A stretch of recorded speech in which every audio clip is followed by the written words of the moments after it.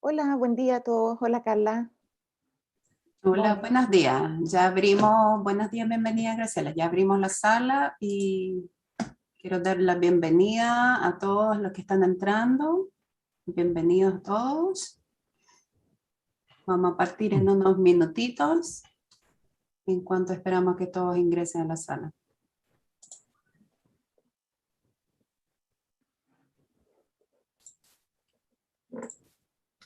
Hola Graciela, good morning. ¿Cómo Good estás? morning. Your Ahí cambié tu nombre, Graciela. Bienvenidos, bienvenidos los que están ingresando a la sala ahora. Vamos dando unos minutitos y ya vamos a empezar la conversación. Un honor tenerlos todos ustedes.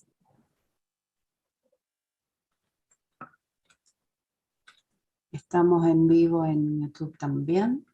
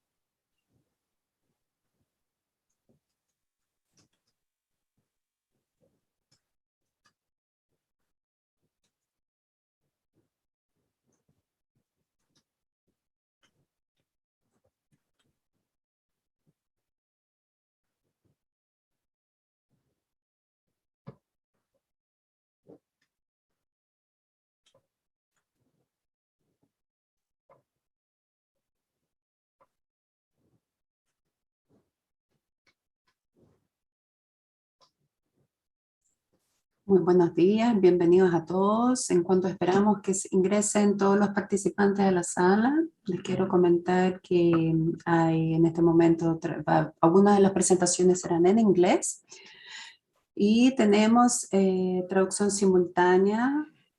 Para los que prefieran escucharlo en español, tienen que seleccionar el globo abajo en su pantalla y seleccionar el idioma que quieran escuchar.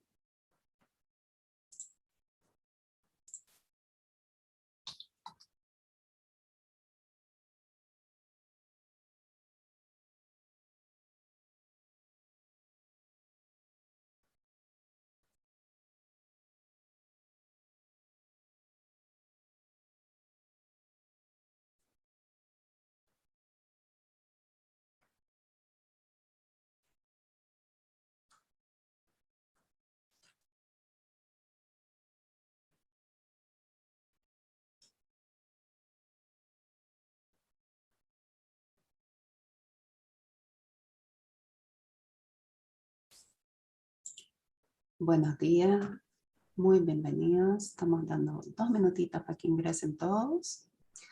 Ya somos casi 100 o más de 100 personas conectadas, así que un gusto tenerlos todos acá.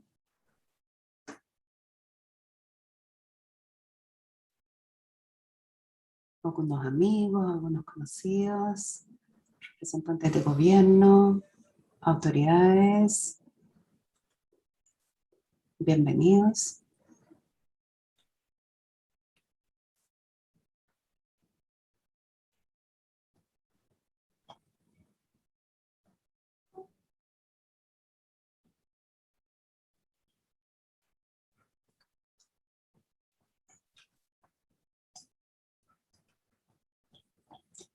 Yo creo que estamos. Graciela, Francisco, con su permiso voy a iniciar, dar los buenos días a todos. Muy buenos días, buenas tardes a los que están en Israel, que ya estamos a mitad de la tarde. Buenas tardes también a los que están en Estados Unidos, que van a presentar hoy día. Mi nombre es Carla Haskelevich, soy gerente de innovación en la agregaduría comercial de Israel en Chile. Y en el marco de la COP26 y todos los esfuerzos que estamos haciendo en cuidar al planeta, me gustaría dar la más cordial bienvenida a este seminario sobre el despegue de las proteínas del futuro, las proteínas alternativas. Y vamos a invitar a Graciela Urrutia, gerente de Transforma Elementos, para dar comentar el marco de este encuentro y todo el trabajo que están realizando. Bienvenida, Graciela. Bienvenidos a todos. Muchas gracias, Carla, por la presentación. Parece que no me tienes que colocar en pantalla. Ahí sí. Bueno, felices de estar hoy día en esta oportunidad tratando un tema tan interesante, de tanto potencial y que abre tantas oportunidades para la industria alimentaria y los distintos actores que participamos en este hermoso sector. Agradecer a Carla por toda la gestión, por hacer posible este seminario, a la Embajada de Israel, por todo el apoyo. Y bueno, como Transforma Alimento, un programa apoyado por Corfo, el Ministerio de Agricultura, es justamente uno de los objetivos: promover oportunidades de innovación, desarrollo tecnológico en ciertas temáticas y sobre todo buscar la conexión entre distintos actores a nivel nacional, a nivel internacional. Y bueno, esta es una temática, tal como dice Carla, de futuro, pero de presente, porque ya se venía trabajando hace algunos años y de hecho nosotros como programa hemos impulsado desde el inicio varias iniciativas en la creación de programas público-privados en torno al desarrollo de materias primas para ingredientes, proteínas alternativas. Y bueno, incluso hace un año atrás, justo en noviembre del año pasado, en el cuarto encuentro tuvimos un panel de conversación que fue moderado por Pablo Zamora, fundador de Notco, en que tuvimos 3 casos chilenos en que abordamos el tema de las proteínas de insectos, proteínas vegetales y también las proteínas de hongo con Done Properly. Y hoy quisimos hacer algo complementario, acercar la valiosa experiencia de Israel con casos de innovación relatados por sus propios protagonistas.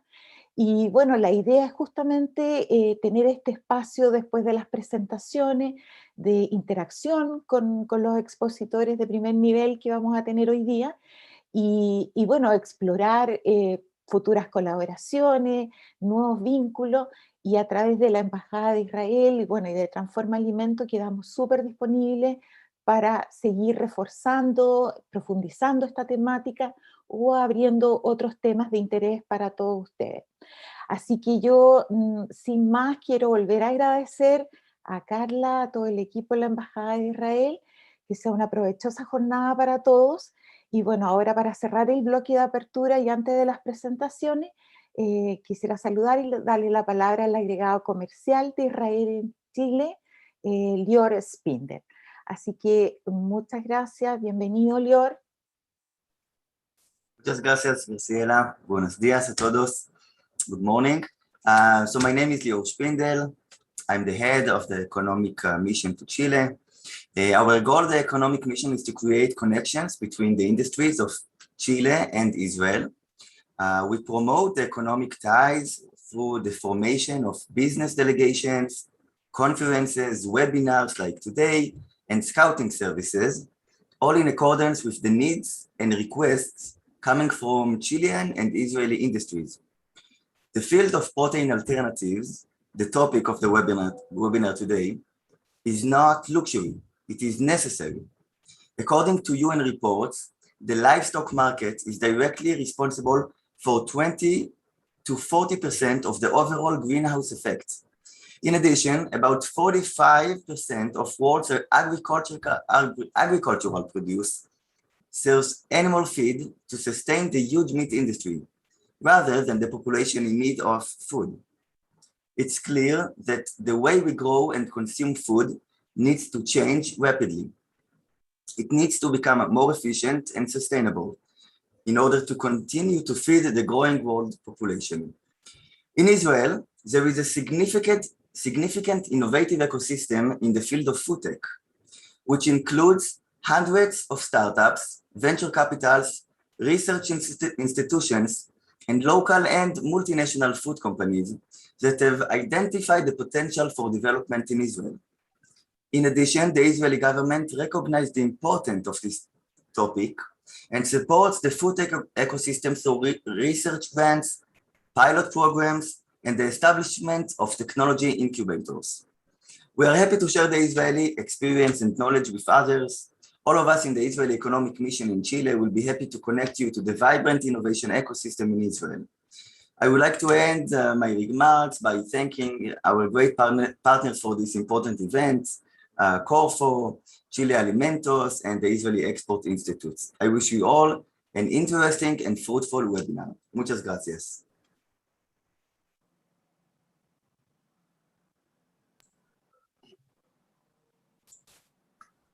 Y queremos invitar a Adi para dar unas palabras.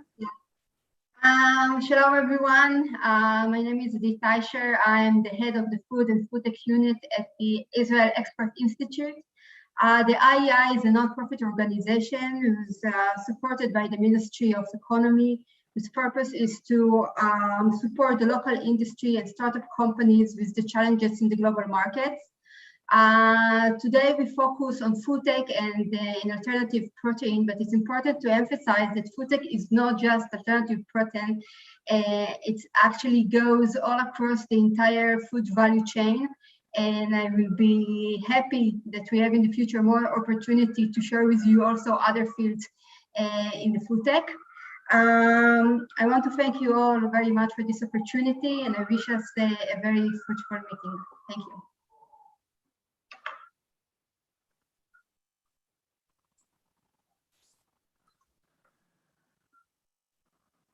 Thank you, Carla. Muchas gracias, Adi. Thank you. And I would like to invite a Francisco Rociel para avanzar con este encuentro tan importante. Muy buenos días a todos. Espero que me estén escuchando bien allá desde su lugar de trabajo, desde las casas. Estamos bien contentos, como decía Graciela, por el programa que tenemos hoy. Ustedes saben dónde está mi corazoncito, ¿cierto? Saben que me formé en Holanda, pero la historia de Israel en cuanto a innovación en alimentos es impresionante. Ya lo decía Lior, ¿verdad? Lo decía Adi. Es un ecosistema de innovación muy vibrante. Yo por aquí tenía algunos datos. Leía que hay más de 300 startups en food tech en Israel en este momento, y que se ha invertido el último año más de 135 millones de dólares solamente en esta temática. Y es algo que obviamente no puede ser casual, ¿verdad? Y por eso la importancia de conocer de primera fuente cómo han logrado esto, y qué mejor que hacerlo a través de sus propios actores. Así que sin mucho más preámbulo, me quisiera dejar con ustedes a Miriam Kalman. Miriam Kalman es del Good Food Institute, GFI también conocido, y esta es una organización sin fines de lucro internacional, y que busca acelerar la innovación en proteínas alternativas, que es el tema de hoy, ¿verdad? Y ellos se han propuesto construir un mundo donde las proteínas alternativas ya no son alternativas, sino que son las mainstream, son las proteínas más consumidas. Así que dejo con ustedes a Miriam para que nos cuente más sobre GFI. Miriam, adelante. Thank you. Just going to share my screen. Hello, and thank you for this opportunity to speak to you about alternative proteins. My name is Miriam, and I'm the business analyst at the Good Food Institute, Israel.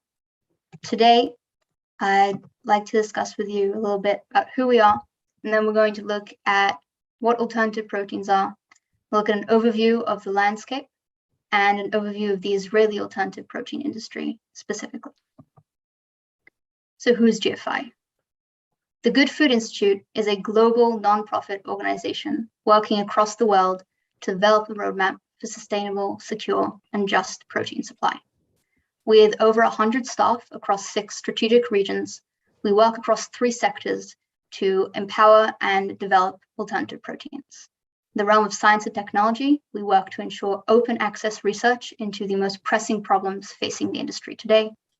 The industry, we partner with companies across the supply chain, from startups to corporations, to ensure the increase in innovation and development of these new technologies. And in the realm of policy, we work with the government to secure fair and representative regulation for alternative proteins, as well as funding and support. We do this to answer the question, how will we feed 10 billion people by 2050 sustainably, efficiently, and safely? Let's start by understanding what the problem is today with the way that we get our food. As already touched on by Lior, animal farming presents massive dangers to our health and safety across the world. Whether those are the greenhouse gas emissions he mentioned, the fact that animal farming is the #1 cause for deforestation across the world, whether that's the fact that it's the #1 global user of antibiotics. Over 70% of antibiotics given annually are given to farm animals. This has led to a massive increase and rise in the development of antibiotic-resistant diseases. UN experts believe that by 2050, it's expected that over 10 million people a year will die annually of antibiotic-resistant diseases if we don't make a change. Alternative proteins are also a leading cause for zoonotic diseases, and we've all seen recently with the COVID pandemic the way that has developed and the risk that poses to our health and safety across the world. These problems have been talked about for over a decade, and yet we can see that the demand for global meat has shown no signs of slowing down. By 2050, it's expected that global meat consumption will be double what it was in 2005. This increase in global meat supply is both as a result of the increase and rise in the population of the world, which is expected to grow by 30% by 2050, but also because as more and more countries leave poverty and gain higher socioeconomic standing, more and more people wish to consume meat, and that consumption is only rising. So if meat presents so many potential dangers, but people aren't going to stop eating meat anytime soon, what option do we have? Our solution is to make meat, but in a better way.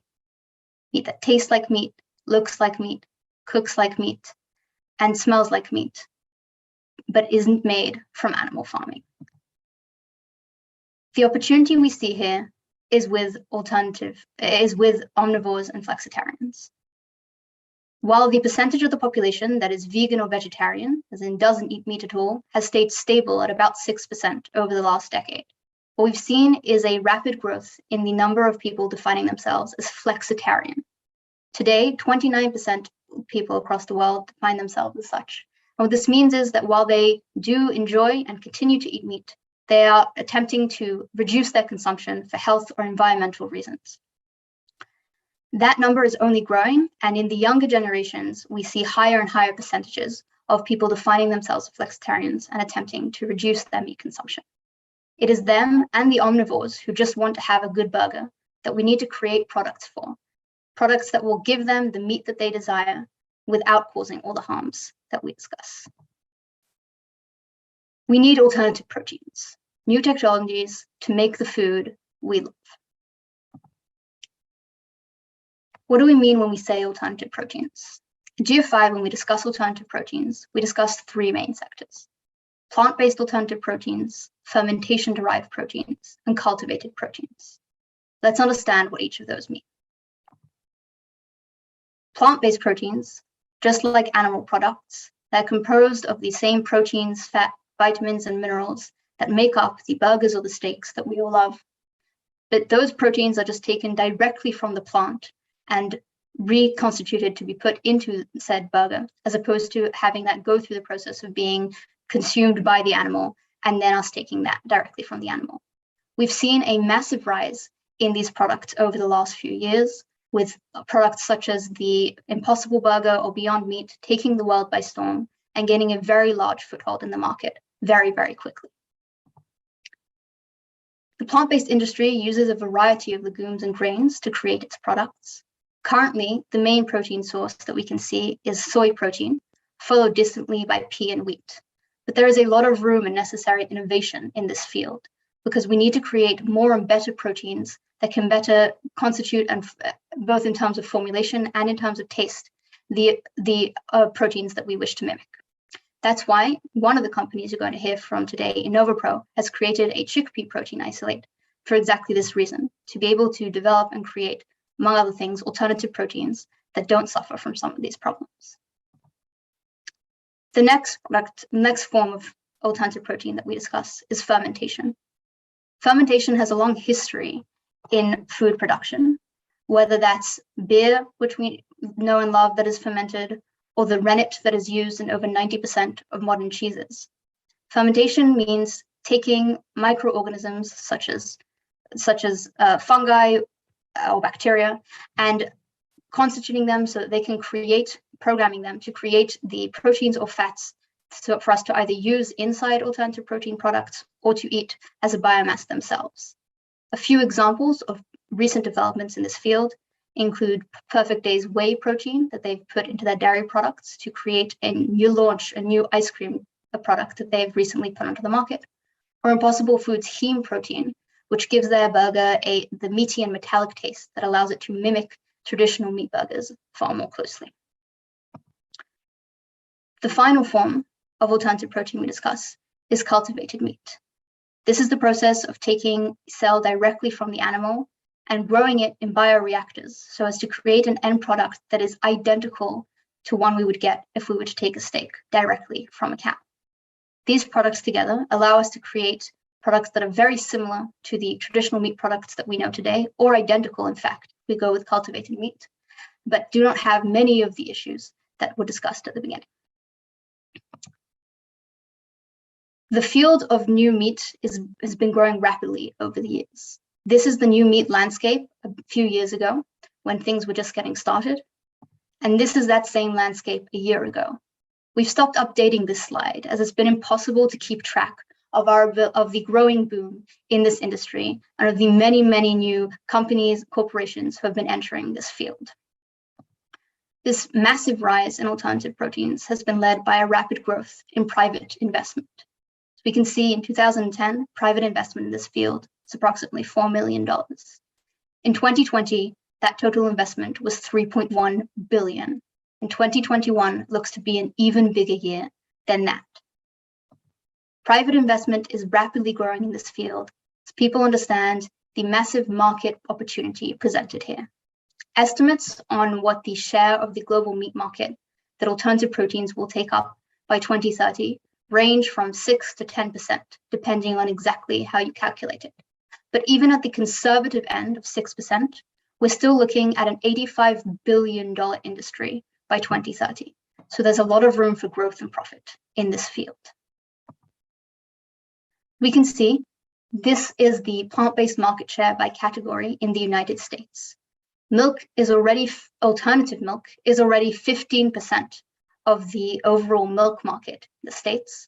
And while meat and cheese are currently at 1 to 5%, those numbers are growing by double digits every year. And they soon will also be taking up double-digit percentages of their respective markets. So where does Israel stand in all of this? Tiny country in the Middle East is a global leader in alternative protein innovation and research. It is number 2 in the world, the number of cultivated meat or milk companies, currently with 10 companies in that field. Number 2 in the world in the number of fermentation companies, with 11 companies in that field.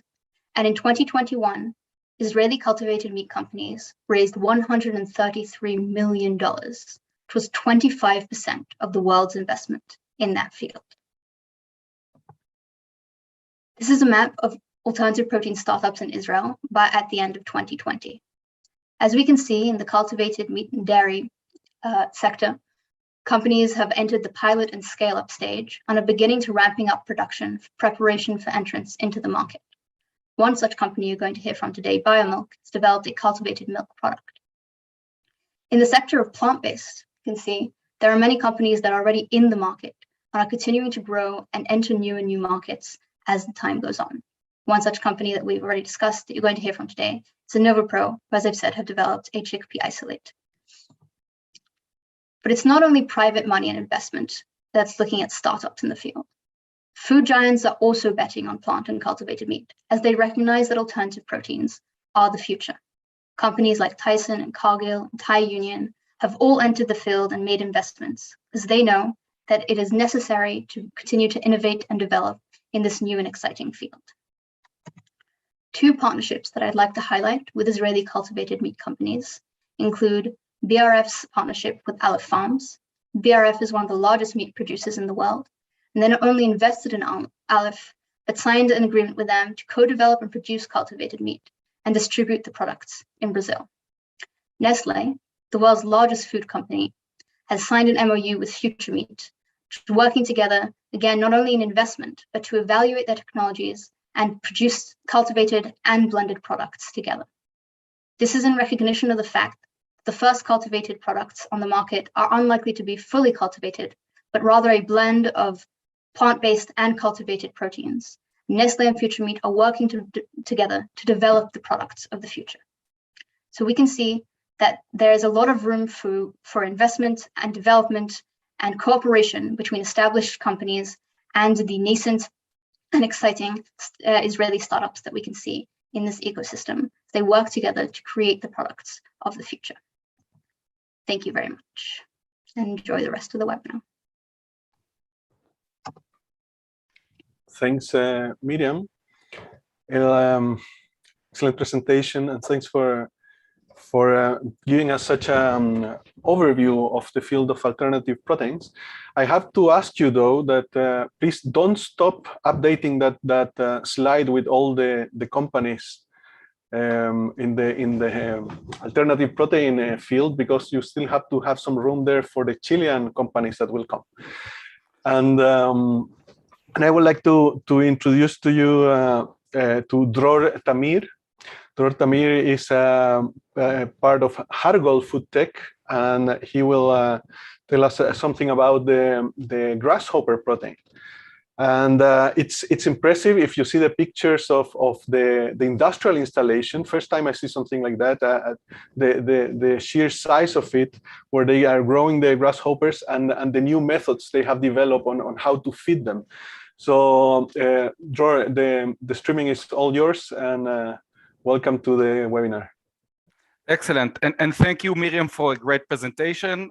It's great to see that Israel is #2 in several fields, but you forgot who's #1, and Israel is leading the world in the products that Hargol is producing. So shalom from Israel, everyone. I'm Dror Tamir. I'm the co-founder and CEO of Hargol Food Tech, and we are the first company and the only company in the world to reach commercial scale production of an alternative protein. And look at those amazingly good-looking, delicious food, beverages, and supplements. There is one ingredient that combines them all, and that is the protein ingredient. That protein ingredient provides amazing flavors, umami flavors of pecans, mushrooms, coffee, and chocolate.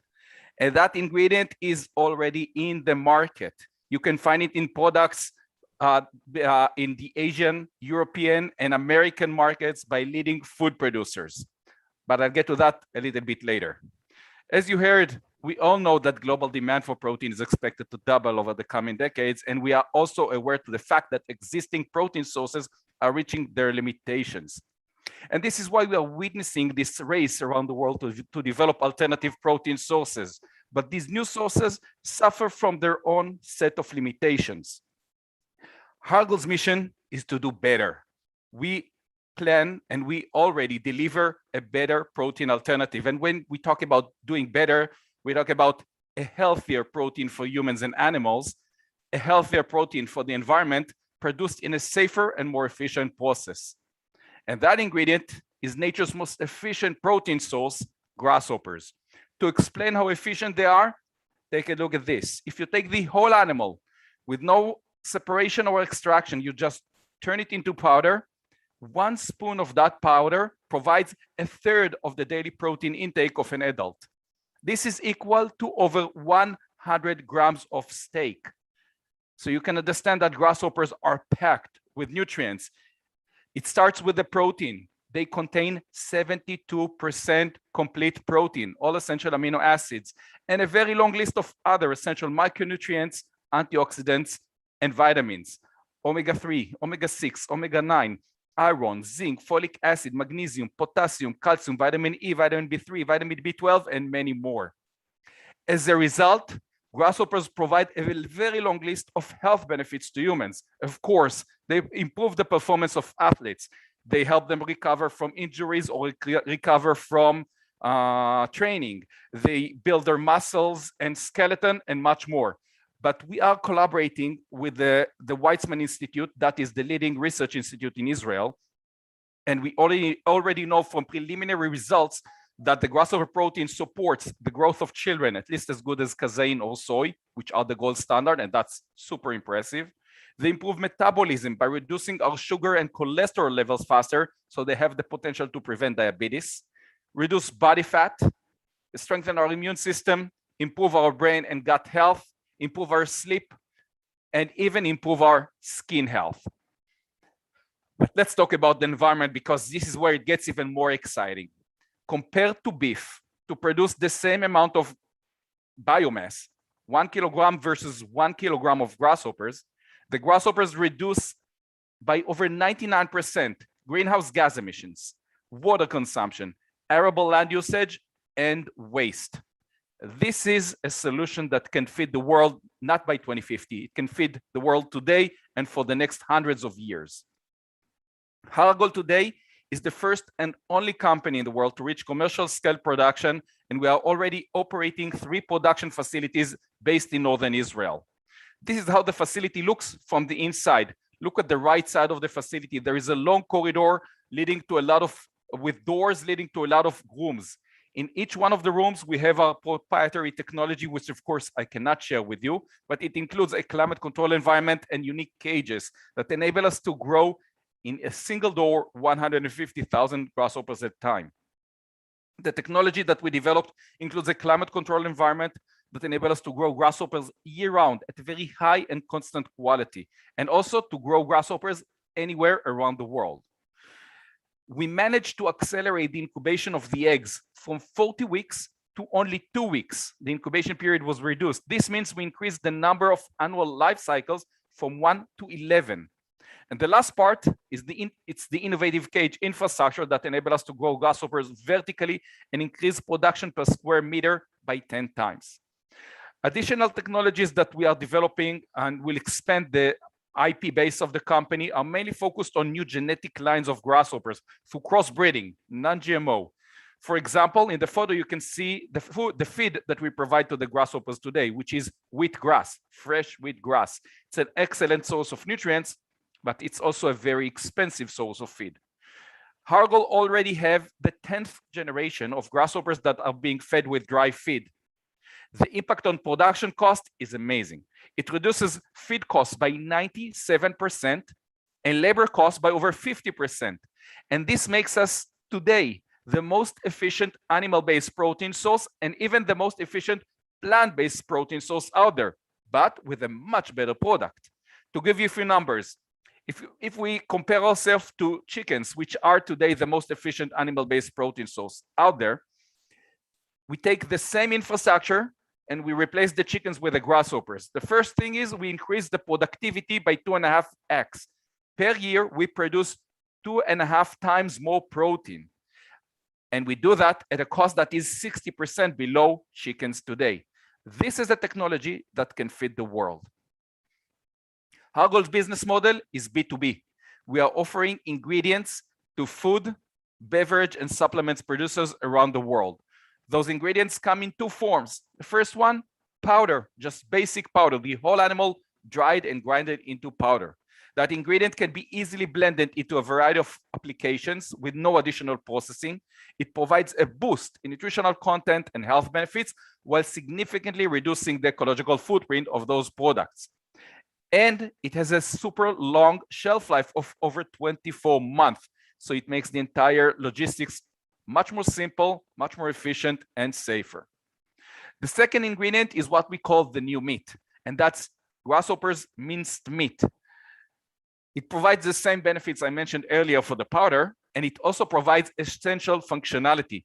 You just heard about the plant-based industry. They have very significant issues with flavors and texture. When you blend grasshoppers into plant-based products, because we do believe in hybrid products, it improves the flavors to meaty flavors, and it significantly improves the texture because grasshoppers bind water and fat very well and makes the product juicy and taste exactly like beef. As I showed you earlier, Hargol is already in the market, and we are developing those markets in collaboration with leading food producers around the world. These are just a few examples. In the performance nutrition, we have a joint venture with Nuevas. You can see the photo behind me. That's the powder that is already in production and will hit the markets in the coming weeks. Nuevas is the largest food producer in Israel. In nutritional supplements, the fastest growing category in that segment is gummies, the candies. Hargol is producing gummies in China, Japan, and with 3 different producers in the US. And that product, a nutritional supplement in a gummy form based on the grasshopper protein, will be launched in the US in early December and early next year in China in collaboration with Bright Food, the 2nd largest food producer in the country. In meat replacement, we have pilots with Bright Food in China and with the largest food producer in the UK, Tesco. Both companies are working on a hybrid plant-based and grasshopper product. And we also have a pilot with Coca-Cola in beverages in the US. Beside that, we signed several distribution agreements. I will just mention 2 of them. One is with POSCO International, the largest trade company from South Korea that will distribute our products across Southeast Asia, and with Argentinian-based B-Board Foods that are now distributing our products in South America and Europe. The market opportunity is huge. Before I talk about the European and American market, I will just mention that grasshoppers are the most widely eaten insect in the world. They are consumed by 2 billion people across Asia, Africa, and Central America. In those markets, they are perceived as a delicacy and enjoy very high demand and prices today. But the source of supply is collection in the wild, which is limited to 4 weeks a year. With Hargol's technology, we can provide to those markets year-round. But in Europe and the US, according to Barclays Bank, the edible insect market is expected to reach $8 billion by the end of this decade. Hargol, with our innovative technology and animal, we are best positioned to lead that industry. If it sounds like the future, well, the future is here. Leading food producers and retailers in Europe and the US are already carrying products based on insects, and the market is developing very fast. The management team of the company is well diversified and experienced. The 3 guys on the left are the founders of the company, including Hanan Aviv, our CTO, with vast experience over 35 years in growing and breeding insects. Ben Friedman, that specializes in food regulation and nutritional supplement regulation, and my experience in finance and strategy. The size of our team is 22 persons, and we are growing fast. With Hargol's novel protein ingredient, the future looks good, healthier, more sustainable, tastes better, and much more juicy. And if you want to take a bite from that future, well, just send me an email and we'll send you some samples. Thank you. Thanks, Dror. I tried the grasshoppers myself back in 2006. In Wageningen, we had the City of Insects event. It was after all this FAO boom of promoting insects, and I can testify that they taste great. They taste actually like nuts to me, and they were very easy to eat also. So we want to thank Dror for his presentation, y yo les quiero recordar a ustedes que están viendo esta transmisión que hay traducción simultánea, ¿verdad? Aquí abajito hay un botón que tiene la forma de un globo, y ahí pueden seleccionar la traducción simultánea. Por ahí me han llegado algunos comentarios de que vamos bien rápido. No se preocupen, esta presentación también, este webinar va a quedar, por supuesto, registrado y vamos a poder revisarlo más adelante con calma, pero es bueno que vayamos un poquito más rápido porque así nos queda más tiempo para preguntar. Y ese es el segundo punto que les quería hacer. Recuerden que este webinar, este encuentro, lo hacen ustedes principalmente, con sus preguntas. Aquí abajo también hay un botón que dice Q y A, si no me equivoco, dependiendo de la versión de Zoom, donde pueden escribir sus preguntas y donde vamos a poder seleccionarlas para incluirlas en el panel de conversación. Así que no sean tímidos. Yo sé que esto genera bastantes preguntas y queremos compartirlas con los presentadores. Vamos ahora a darle el pase a Lana Sovanovic de InnovoPro. Y como nos contaba al principio Miriam, InnovoPro lo que ha desarrollado es una proteína de partir de garbanzo. Y bueno, dejo con ustedes a Lana, que nos va a contar más sobre ella. Lana, excuse me, the translator is asking if you can just slow down a little bit so she can be very precise on the translation. Thank you. Of course, thank you very much. So good morning, everybody. Good afternoon. Many thanks for the organizers for invitation to present InnovoPro and our chickpea revolution. As mentioned a couple times today, InnovoPro, that is based in Israel, is really gaining fantastic traction in plant-based or altogether in alternative protein world because of all good things that we are doing. And this is a really great opportunity to share with you how we started, what we are doing, and about our products. So our vision, and please let me know, do you see good? Is the full screen all well? Very good, thank you. Thank you. So our vision is to provide taste to the world, tasty plant-based proteins, and to enable healthier food choices for our customers. We started back in 2013 with a great technology discovered and put into place by Dr. Asher Shmulevich, and we are operational since 2015. So we have processing plants in North America looking to spread more to Europe. But again, since 2015, we are in commercial processing mode. We are still food tech company, right? Still small, but in these several years, we grew to 20 associates in 3 continents. So phenomenal example how a small company can grow big and be present in different areas of the world. We have self-affirmed GRAS status for our protein, and by regulatory firm, we were considered as non-novel protein for Europe. We received many recognitions for quality of our product and for technology that we are using, and I'll be explaining more about technology that we have. So just to confirm our presence, headquartered in Israel, with production in North America, both in Canada and US, and with sales offices and warehouse in Europe. So now I'm preaching to the choir, right? This is the audience that I believe is strongly passionate about alternative proteins, but it's nevertheless good to repeat and to be very aware that people are seeing the need for better sustainable products to be healthier, not only for humans, but for planet as well.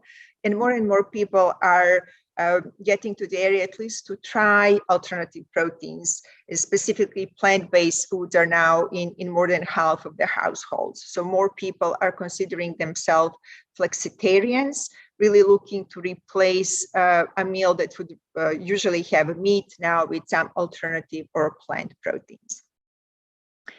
With plant proteins, right, as with food, technology is phenomenal. We can do phenomenal things in science, but the most important part is to be tasty, right? If something is good and nutritious and healthy, but it's not tasty, then again, it's not going to be eaten. So taste and flavor is most important. And this is something that we are very proud of our product or our protein, how well this technology has been developed and perfected, so that legumes such as chickpea can have such a mild taste that can be blended in many different types of products. So now, as we saw from GFI, nice presentation, there are many plant proteins already in use, and soy protein has decades of of history. Pea protein quite a bit, right?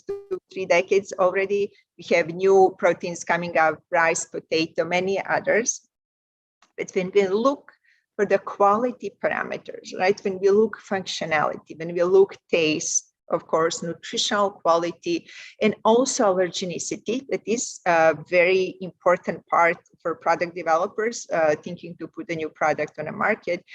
We see that chickpea protein has really this great advantage combining all of these factors on a best possible way. So this is not considered allergen. It has very mild taste, very good smooth texture, a high nutritional value, and again, functionality that provides emulsification and foaming, gelling to the product. Our PD cost is actually a little bit higher than 0.8. We are conservative and just keeping it at 0.8 at this point. Digestibility, because of intrinsic quality of protein of chickpea, and also because of our let's say gentle technology, digestibility is actually very high. We got results from external laboratory doing in vitro ASEP method, and digestibility was 100%. So the way how it's processed really contributes to bioavailability of this protein. Something that is very unique with chickpea protein is its functionality, the way how we process it. Again, it provides fantastic emulsifying properties. So that if you look many different food products with more than 10 and even 20 ingredients, having different emulsifiers, stabilizer, thickeners, you name it. This is something that can be all eliminated and cuts down to maybe 6, 7, 8 ingredients just by replacing all these additives with plant-based protein source. So with nutritional ingredient, protein, you're also bringing all this functionality and being able to significantly reduce the number of ingredients in the product. So we are very, very passionate about sustainability, right? So really, there are many information about how much plant proteins are better for healthy planet compared to beef and other animal-based proteins. So when we are looking into our sustainability portfolio, we are really targeting this from many different ways. First of all, just chickpea itself. This is rotational crop, which means if grains are grown, they will pick nitrogen and other nutrients from soil. With legumes and specifically chickpea, this crop is bringing nitrogen back to the soil. So it's actually providing nutrients to soil as well. We source locally, so we are really reducing this transportation effect on sustainability of the whole entire value chain. Our process is green, meaning that we are not using any organic solvents, any harsh chemicals into the process of extracting our protein. Again, it's functional, can replace many other ingredients. And because of that, because the ingredient list is so much shorter by using this one ingredient, we see this also as contribution to sustainability because it cuts on many different needs for sourcing different ingredients. So you source one and you can really reduce number of channels for other ingredients. So functionality, something that I mentioned is that we are very proud of. We work hard on having this functionality preserved. And this takes in account a great flavor and texture that is very mild. So there is no need to cover or to blend, but itself, it's providing many different opportunities for different type of food products. The green label, it's GMO free, it's soy and gluten free. So all these free from labels are easily achieved by this protein. It's non-allergenic and there is no solvent, so no processing aids needed to consider.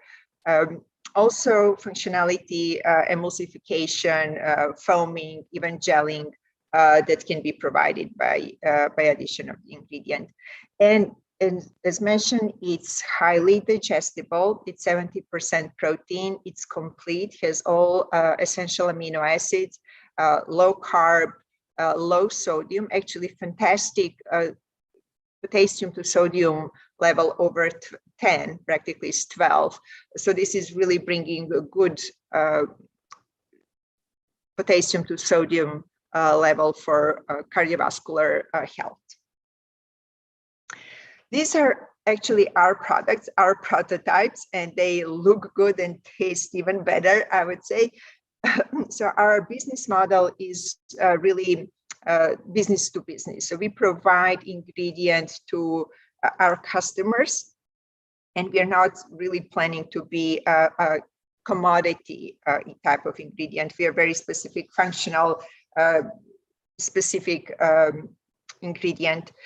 We do work with small and medium-sized companies by licensing and looking into prototype development together.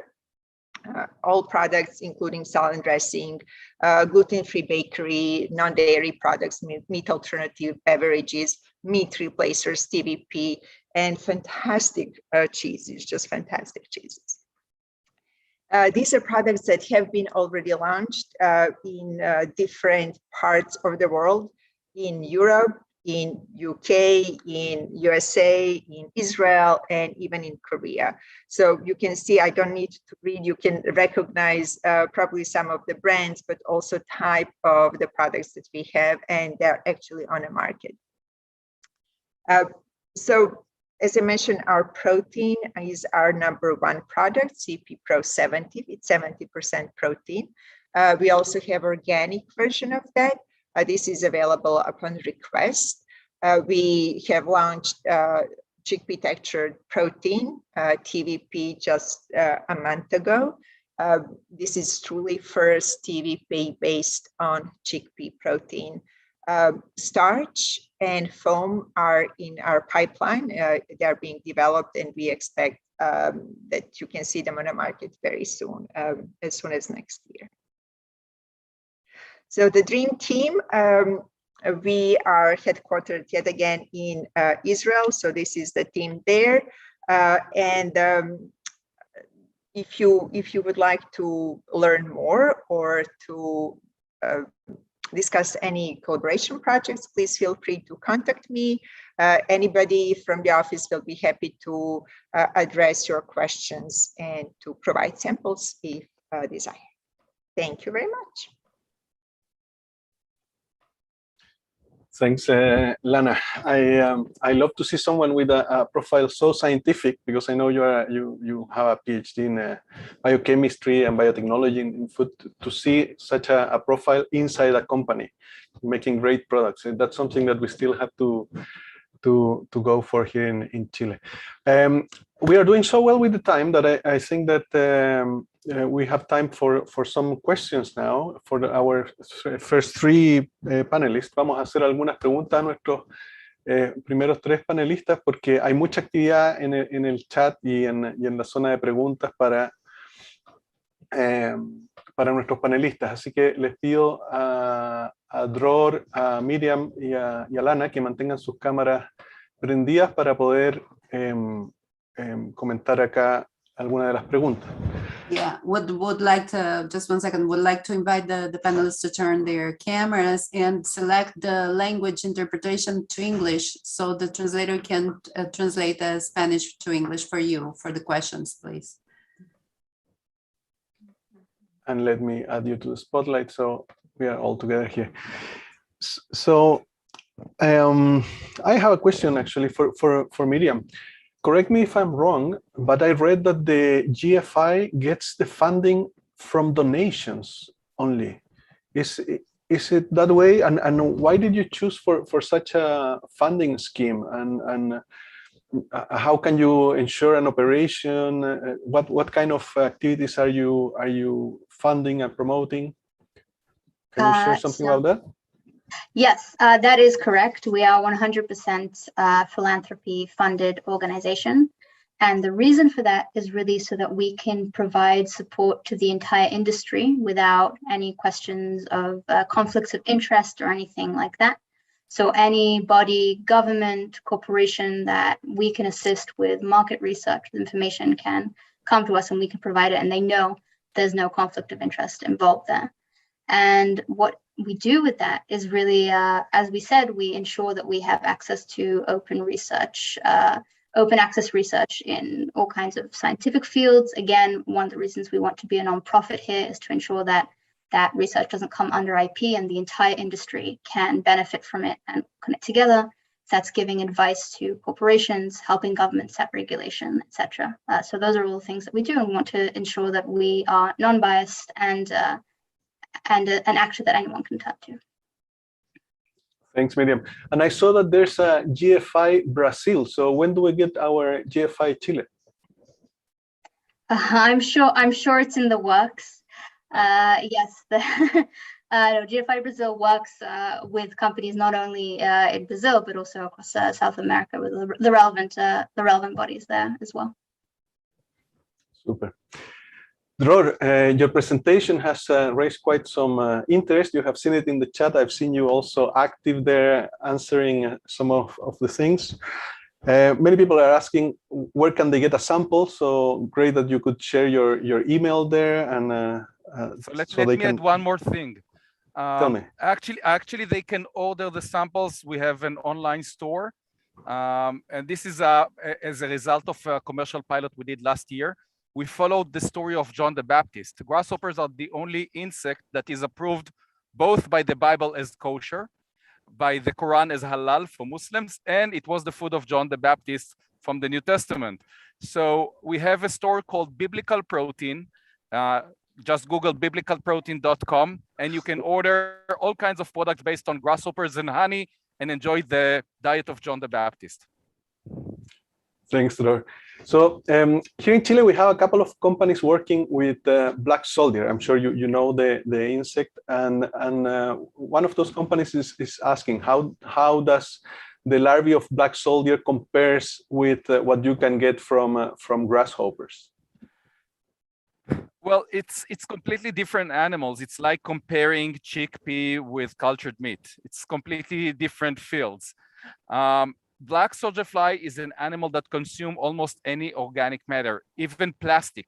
It's a great animal to reduce waste. Use waste, feed it to the animals, organic waste, and feed it to the animals, and as a result, receive fat and protein. They have a very short life cycle, and it's a great source. There are some issues in scaling up, and of course, the risk of contamination and so on. But it's a great solution to fight waste in an ecological way. Grasshoppers are, again, a completely different animal. These are picky. They are picky eaters. They eat only fresh grass, and as a result, they provide much more protein and much less fat. I see.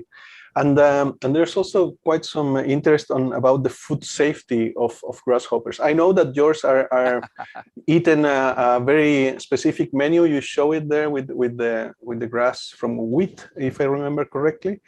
Well, and but anyway, people would like to know, what about do they accumulate heavy metals? Are they microorganisms that can be transmitted by their consumption? Do you have to eat it cooked, or can you eat it raw? Okay, so I'll start by stating that this is the safest protein source you heard about today because of the animal itself. You know, when farmers grow plants, they have to use pesticides to kill the insects that come to eat those plants. Even organic farming includes the use of pesticides and fertilizers. So the risk of contamination is in the plants. When you feed grasshoppers, actually those fertilizers and pesticides were supposed to kill the grasshoppers. If we will use them in the process, it will kill our product.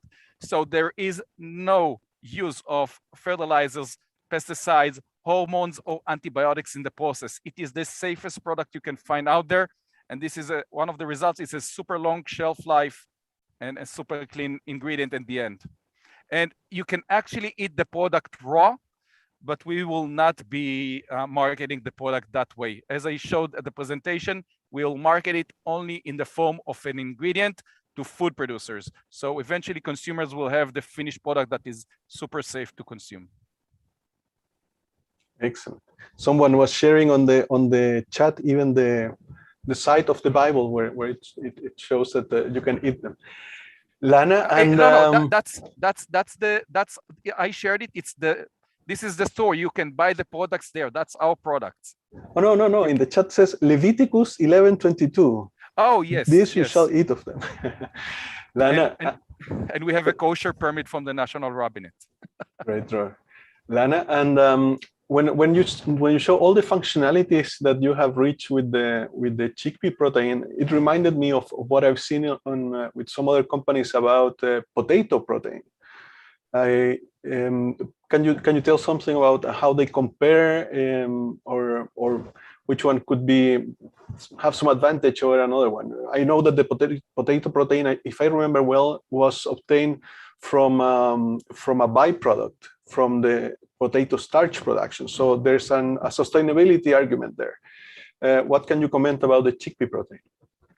Yes, so I would say this is fantastic opportunity that we are all providing variety of choices for our consumers and customers. So I think us being a really big family with different types of alternative proteins, and I think this is the beauty of this movement, that we are bringing more and more solutions. So yes, there are many sources of plant proteins, and all have some advantages and some disadvantages. So this is just the choice that people will make depending on their desires and preferences.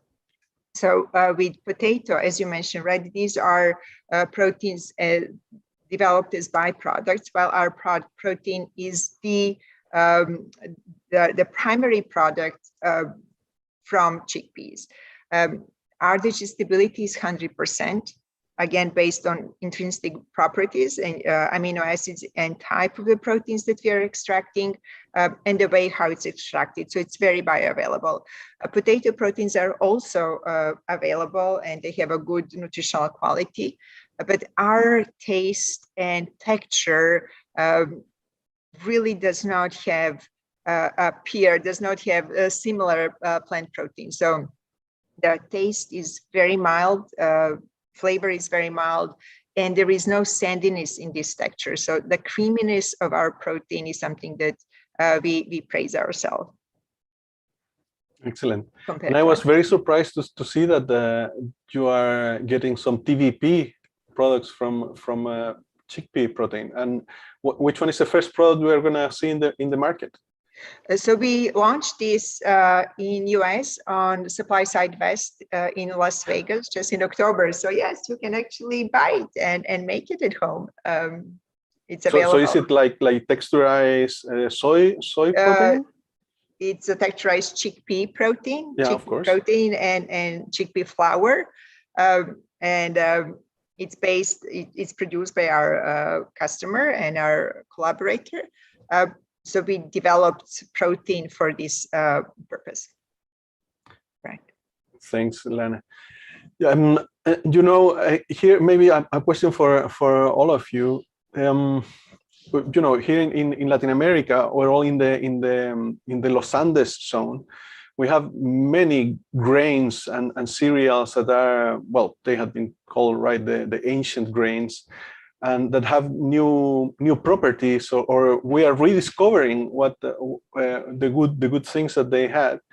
They have a good protein quality, and say quinoa has a very interesting size on the starch granule. And when I see the insects,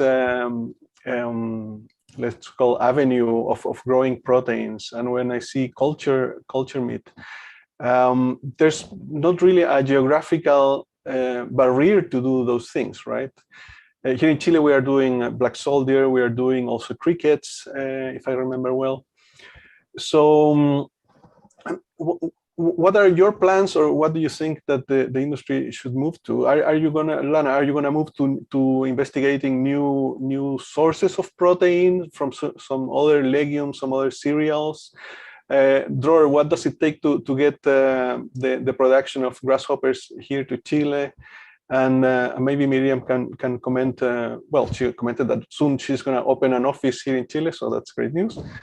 But maybe you can also comment on that before we give the floor to Rachel Newman, who I see has arrived. Rachel, I'll just comment very quickly on a question of other protein sources, plant protein sources. Right now, we are focused on chickpea only. Would like to hear if there are any interesting opportunities with others, but just for acknowledging and making some plans and putting this in our strategy. But right now, chickpea, as we find, is a really fantastic type of source for protein. Excellent. I will add to the fact that we can actually come to Chile and start growing grasshoppers today because the technology is ready. So the question is, what prevents us? Well, it's just a question of money. Excellent. Miriam. Yes, I just wanted to add that, as I said, the looking into new strains or new possibilities of places to get protein from is definitely one of the things that is happening in the space. And there's no doubt that the second you have the base product, like a better protein or new sources that can have better functionality or better taste, that makes a massive difference to our ability to create plant-based products at the highest level. So that's definitely an area of research that is continuing to grow. Thanks, Miriam. Y con esa última respuesta queremos darle la bienvenida a Rachel Newman. Ella es de otra de las empresas que mencionó al principio Miriam, y la empresa es Biomilk. Creo que Rachel va a presentar en español, de hecho, así que un alivio para todos los que estaban ahí peleando con la traducción. Y esto es una empresa que tiene su origen, si recuerdo bien, en una investigación que se realizó en la Universidad Hebrea de Jerusalén ya en 2009. O sea, para que tengamos una idea de cuánto tiempo toma del laboratorio al mercado. Y es bien interesante porque si bien conocemos, y Miriam también mencionó el tema del cultivo de células musculares para la producción de carne, lo que nos viene a contar Rachel es sobre el cultivo de células mamarias para la producción de leche, ¿verdad, Rachel?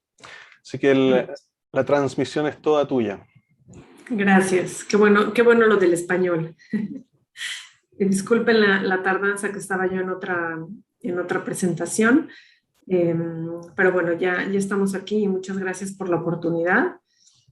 Déjame nada más compartir pantalla, ¿puedo? Sí, ¿verdad? Sí, adelante. ¿Me dicen si se ve? Perfecto. Muy bien. Pues bueno, nuevamente me presento. Muchas gracias por la invitación. Mi nombre es Rachel Newman. Soy la vicepresidenta de marketing de Biomilk. Ahora sí que me perdí la presentación de mis colegas, pero por los temas estoy segura que vamos a tocar muchos puntos en común. Y como bien decía, es Francisco, ¿verdad? Sí. Como bien decía Francisco, Biomilk tiene una de nuestras bondades es que precisamente tenemos más de 10 años de Research and Technology del tema de células mamarias, pero voy a empezar desde el principio. Nada más si me indican, por favor, cuánto tiempo tenemos para hacer uso eficiente del tiempo. 15 minutos aproximadamente. Muy bien, excelente. Bueno, entonces hablando un poquito de Biomilk. ¿Qué es Biomilk? ¿Y por qué nuestro propósito es to unlock milk's full potential? Hace un poco más de 10 años, una de nuestras fundadoras, la profesora Nurita Argov, ella empezó investigando y dedicó todo su tema de doctorado y postdoctorado en todo lo que tiene que ver con lactanza, leche, células mamarias, etcétera, etcétera, etcétera. Y lo que ella se dio cuenta es que realmente se puede producir leche real. Aquí no estamos hablando de proteínas alternativas de la leche, estamos hablando de producir leche real, pero en condiciones de laboratorio. ¿Por qué? Ya lo vamos a ver. Entonces, un poquito de nuestro antecedente. ¿Qué es lo que nosotros hacemos? Lo que nosotros pensamos, y esto tiene que ver mucho con el acceso y la sustentabilidad, es que la leche es un producto que no puede ser reemplazado y que nosotros no podemos replicar.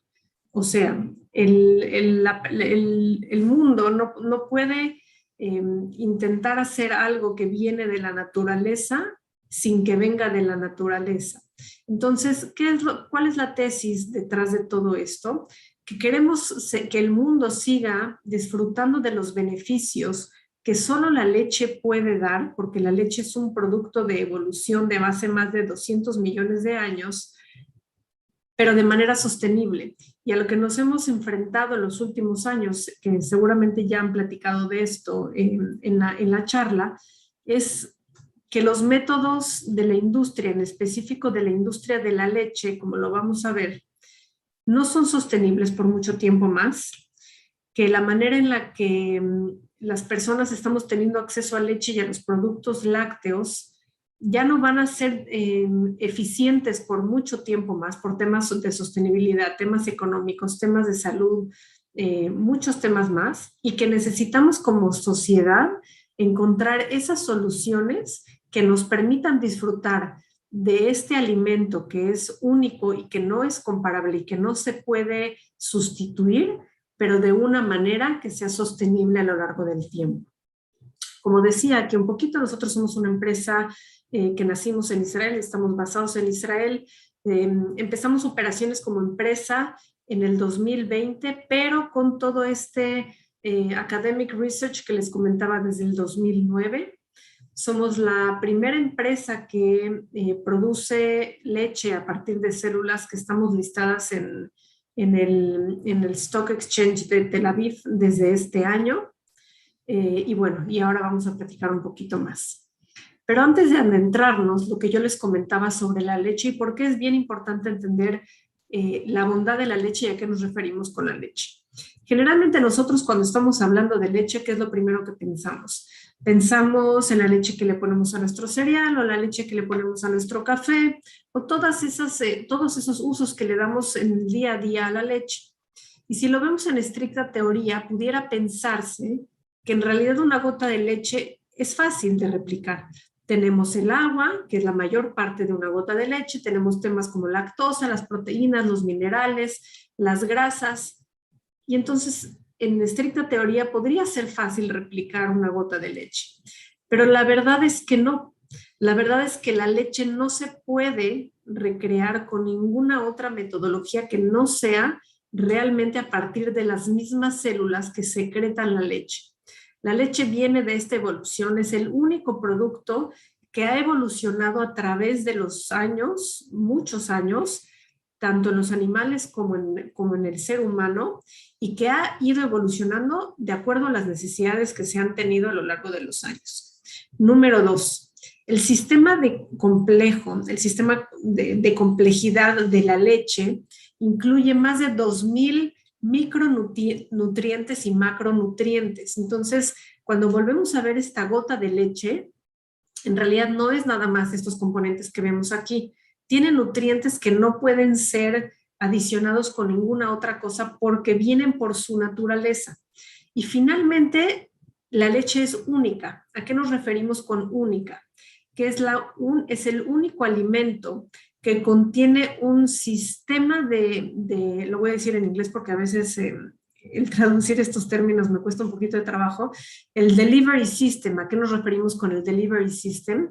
Que es el único nutriente que nos va a permitir que cuando lo consumimos realmente nuestro cuerpo absorba todos sus beneficios.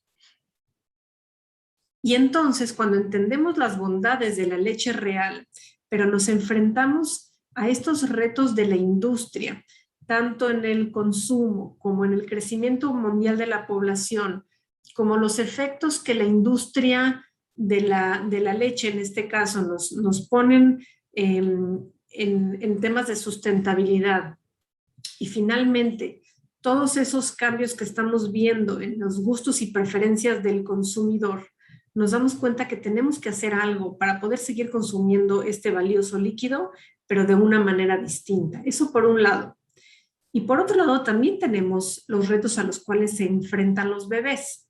¿Qué pasa con la leche materna? Muy pocas veces nos ponemos a pensar, incluso, y me incluyo, porque antes yo de unirme a esta empresa, la verdad es que nunca se me hubiera ocurrido pensar que la leche materna no es nada más un alimento para bebés. La leche materna es considerada como un medicamento para bebés, en específico para bebés que nacen prematuros. ¿Qué pasa con los bebés que nacen prematuros que no tienen acceso a leche materna? Estos bebés son propensos a tener dificultades e incluso a sobrevivir 10 veces menos a aquellos bebés que nacen prematuros que sí tienen acceso a esta leche materna. Entonces nos damos cuenta que la leche no nada más es un alimento para la población, para los niños, para los adultos en general, sino que se convierte en un medicamento que tal cual salva vidas, ¿no? Y es donde empresas como BioMilk llegan. Con estos más de 10 años de research, con la tecnología que tenemos hoy por hoy en la organización, que se resume de una manera muy sencilla en estos 3 pasos y que voy a explicar ahora. De esta manera podemos asegurar que vamos a poder seguir teniendo leche real por años y años y años en el mundo. ¿Cuál es este proceso? El primer paso es recolectar el tejido de las glándulas mamarias, tanto de animales como del humano, de la mujer.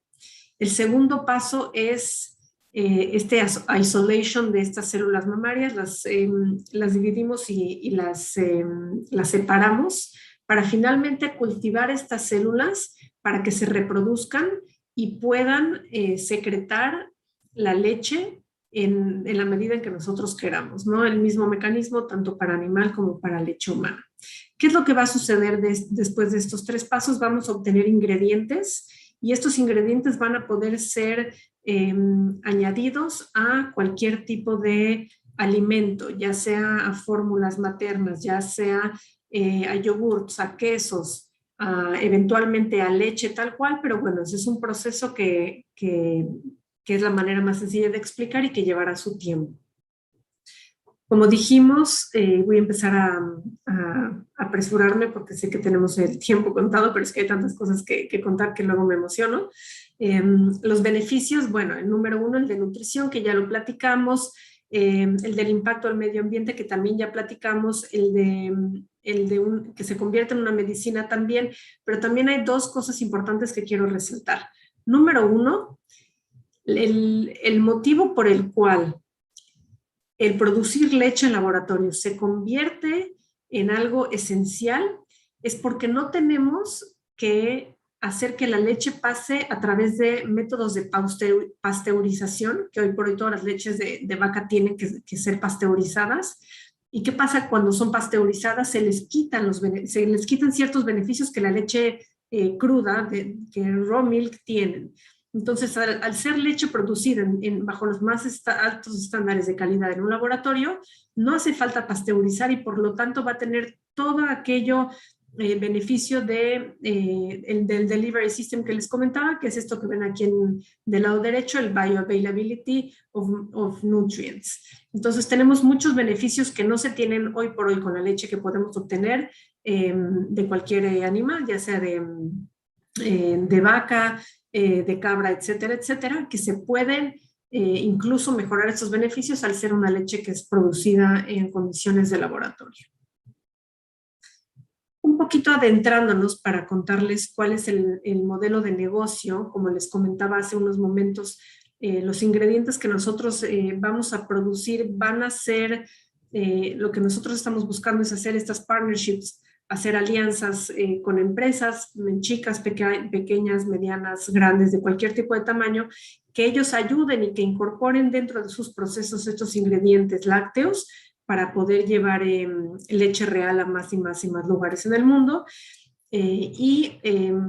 La verdad es que nos orgullece mucho cuando tenemos la oportunidad de comentar que ya tenemos un primer agreement con Coca-Cola Israel. Coca-Cola Israel tiene dentro de sus subsidiarias a una de las empresas más grandes de lácteos que se llama Tara, y a través de Tara nosotros vamos a poder distribuir nuestros productos tanto en Israel como Sudáfrica, que es donde Tara tiene presencia. Entonces es un poquito un ejemplo que ya es real de cómo nuestro business model va a funcionar desde ahora y por los años que vienen.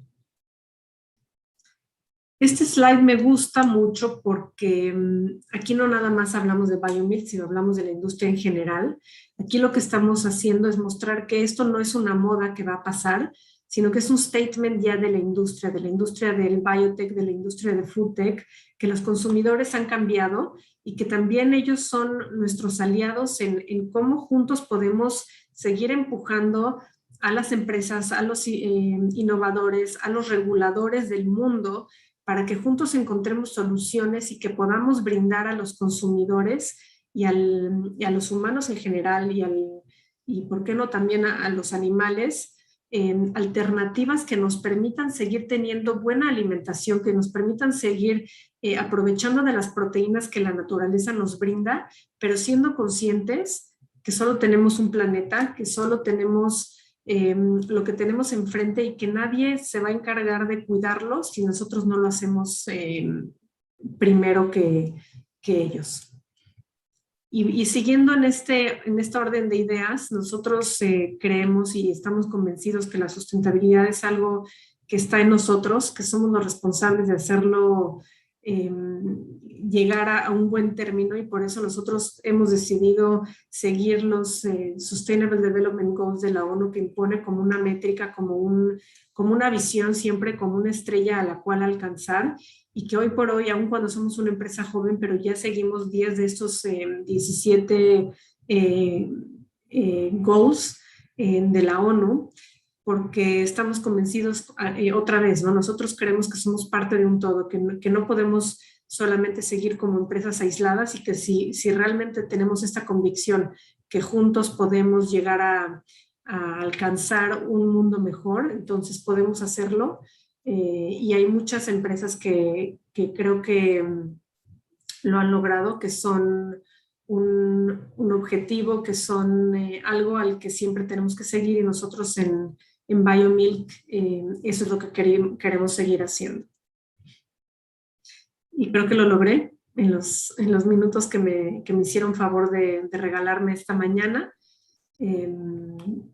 Quisiera parar ahí porque sé que tenemos mucha información, es una industria compleja, pero no quisiera adentrarme en más detalles. Quisiera dejar el tiempo para lo que los organizadores dispongan, y lo dejo hasta ahí. Muchas gracias.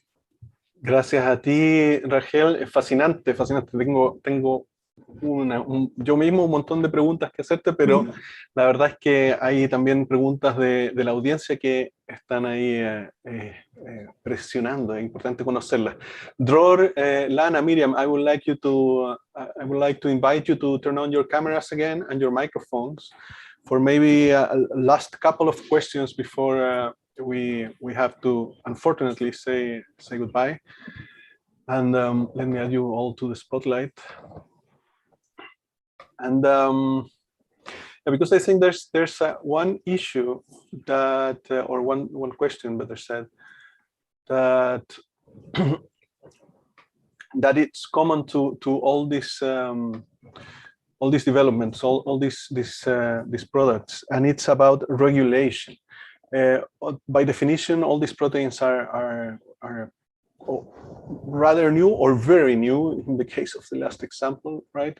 Some go all the way back to the Bible Dror was showing.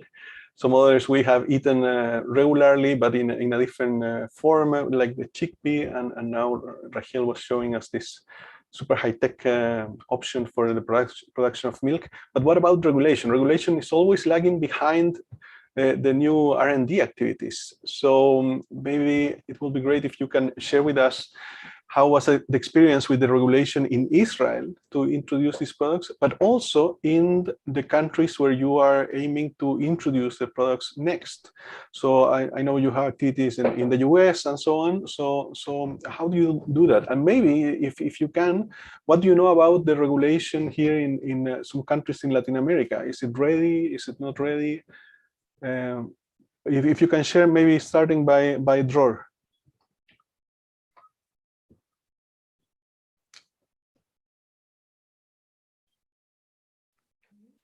Dror, there's no audio. Oh, there it is. Yeah, we couldn't hear you, Dror.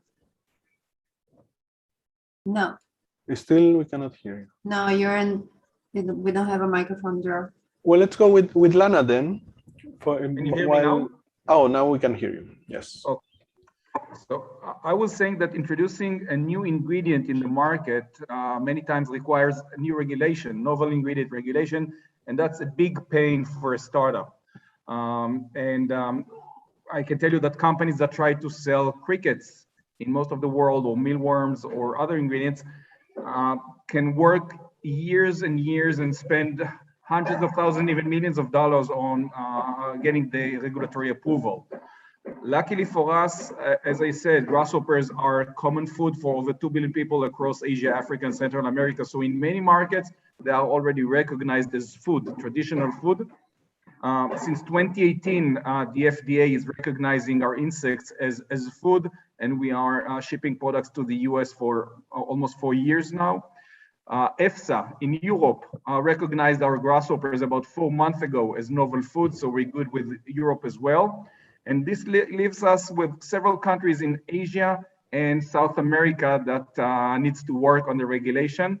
Based on the demand from the market, we are working with local regulators to approve our novel ingredient, and most of them are based on the European regulation, so that's a good thing for us. And I will say that Israel, unfortunately, is lagging behind. We are still working with the Ministry of Health in Israel to approve our grasshoppers in Israel as well. Okay, although it's halal and kosher. And Lana, what can you comment about the pea protein? I guess that you mentioned that in Europe it's not a novel protein, right? Well, we do have external evaluation of the product, so it is considered as non-novel. We did not go through EFSA process, but it was a third-party evaluation. So we have this as a non-novel recommendation.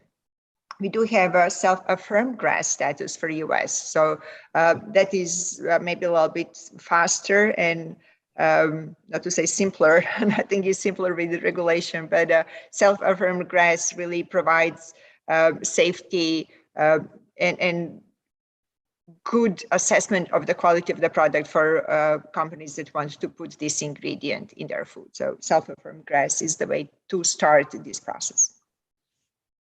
Perfect. And something I didn't see in your presentation that maybe has to do with this. Do you work with regular chickpeas, or are these chickpeas that had been improved, selected to have a higher content of protein or a certain balance of proteins? That's a good question. So we started with regular, but we do have our standards and specs that we're looking in our raw materials. So this is something that is being carefully managed and monitored. So sourcing is a big portion of our technology to have the right chickpeas that we need. But I guess you don't want to go into GMO chickpeas. No GMO. We will be looking into improving seed, but not the GMO methods. Yes, we are very proud to have a product that is not the GMO. Correct. Sure. Rachel, and your case, it's how close are we to see it in the market? How close is your dilemma with the regulation? It's a wonderful question. I think everybody more or less is on the same page. When you have it's a new industry in our case. Everything that has to do with cell-based, you're going to find that it's new. So when you have a new industry in your hands, you're just building the journey together with regulators. It's not that you have background where you can go and you can just take what you have there and then just tweak it and twist it, right? You have to build it from scratch. So that's where we are right now. Basically, we are building it from scratch together with the industry, and that's one of the beauties of starting a new industry. Thanks, Rachel. And I would like to close with one question. It's there was something in the chat, but it's actually a question from us, from Transforma. You don't have to know this, but we had been in the Chilean scene now for 5 years. We are a strategic national program. We are trying to boost innovation in the food sector here in Chile. And the case of Israel is simply so high in the wow factor and how dynamic it had been. I know that about the not only the GFI but also the Good Kitchen. No, how is it called? The food. The kitchen Yeah, hub. The kitchen hub, the accelerator for food startups, and. So the question that was actually in the chat was about how important was the public funding or all the funding that goes into, say, the services that all these innovations need to have there to make them possible. For example, the analytic capacities at universities and so on. So my question would be, what do you think had been the key factors of Israel to become such a hub for food tech, and especially in the field of novel proteins? And is it about the human resources? Is it about the investors from the private sector? Is it about the support from the government?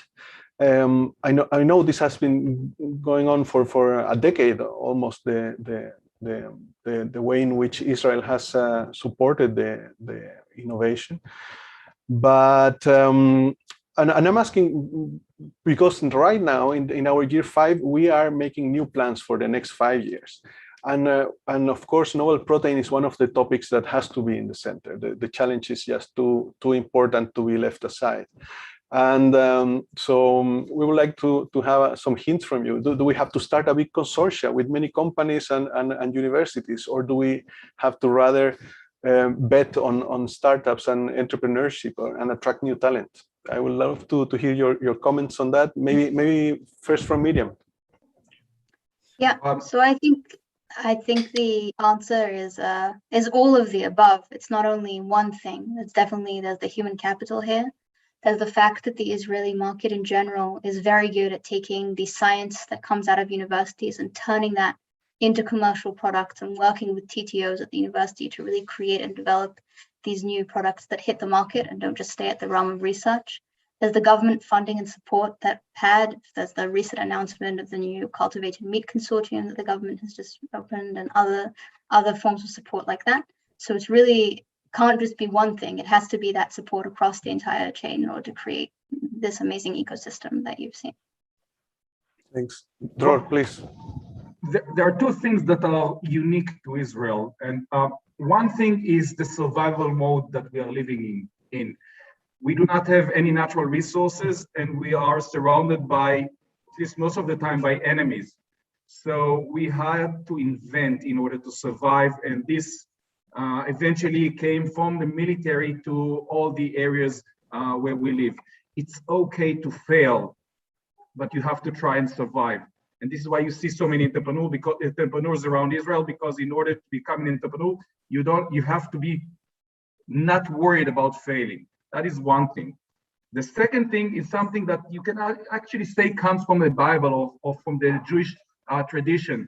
And we call it tikkun olam, but it is about not looking only at yourself, but looking at your neighbors around the world and try to figure out what you can do better for your neighbors. And I think that this is something unique to Israel, because most of the Israeli population came from other places around the world. We are familiar with many cultures, and we looked at those other cultures, and we can come up with amazing solutions that fit all kinds of segments in the market. Thanks, Dror. And good points. I've heard some of those arguments before, and I do think they shape the mindset, the right mindset to do this. And Rachel, would you care to comment? Sure. I'm just going to follow up on what Dror said, because you know, I think I'm the most recent example of that. I just moved to Israel from Mexico, so now you know why I speak Spanish so fluently. I don't ask me to present in Hebrew yet, so I can easily do it in Spanish and English. I would be happy to. But yes, you know, just echoing what Dror and the colleagues here were saying, it's basically, I think it's basically a matter of mindset. You know, it's just something that it's here. You can see it everywhere. It's just trying and trying and trying. And the culture here is like, it doesn't matter if you fail, just keep trying, because there is no other way. It's not that you can do this or you can, no. Here it's just trying, and if you fail, just keep trying. You can't do anything else. And I can see that with my kids. They are in school now, and you know, just the mentality that they are learning, just keep trying, and it's fine. You know, you come from a Latin American country where things are so different, and it's not that we don't try in Latin America, but it's a different way of trying. So here it's just in survival mode, and that's what I can say. You know, in the 3 months that I've been here, that's the impression that I get. Thanks, Raquel. And Lana, what's your opinion about it? Well, I'll be going to Israel tomorrow, 5 p.m. So I'll have maybe some better insights a week later. But so far, for 7 months being with InnovoPro, I'm truly impressed. Truly, I cannot express how much impressed I am with the attitude of, yet again, right, trying and we can do it mentality, right? So I have over 20 years in academia, brought from Europe and from US. I work with a big corporate CPG global headquarter here in US. And with all these resources in big companies, sometimes there are too many red tapes and too many decisions to make and too many people to agree. But I see here, it's so refreshing. And yes, it is a long hours. That's a lot of work, but it's very rewarding. So to do mentality is something that is fantastic in this area, at least. Thanks, Lana. Well, I would like to thank you all. I know that it's late in Israel, and it has been a very interesting morning. There's so many questions that are not answered yet. I know Dror asked me for help with some translations, but simply I'm missing a couple of more hands. We will try to answer our best to answer all the questions, and I think now we have a group picture for all the participants of this morning. Carla. Sí. Sonríen todos. Yo creo que ya sacamos varias. Ok, perfecto. Entonces, como les decía, una vez más agradecerles no solamente por el conocimiento técnico que han compartido hoy, ¿verdad?, de cada uno de los productos y tecnologías que han mostrado, sino que también por este otro insight que tiene más que ver con la cultura y con esas condiciones que también queremos buscar replicar o avanzar aquí en Chile, para tener un sistema de innovación tan fructífero como el que vemos que tienen ustedes en Israel. Así que, por mi parte, muchas gracias, y también agradecer a los que pudieron seguir la transmisión, que han sido muy fieles. Veo ahí el número no ha bajado, así que el interés ha estado a tope toda la mañana. Muchas gracias a ustedes también por seguirnos en vivo. De nuestra parte, agradecer enormemente esta colaboración con Corfo Transforma Alimentos. Ha sido, como siempre, un gran honor trabajar con este tremendo equipo. Thank you all panelists for your support and amazing experience and knowledge. Y los invitamos a todos a seguir conectados, los invitamos a conocer el país también. Pronto vamos a tener algunas delegaciones, esperamos, tenemos fe que ya vamos a viajar todos, y así que los esperamos. El próximo año tenemos Agritech en Israel, saldrán algunas delegaciones desde Chile, y en general Chile es muy bien representado en Israel, y también pensamos hacer grupos con el tema específico de el alimento del futuro, que conversaremos con Transforma Alimento. Muchas gracias a todos y que tengan un excelente día. Thank you all. Thank you all. Bye. Chao, chao. Thank you. Bye-bye. Bye, thank you.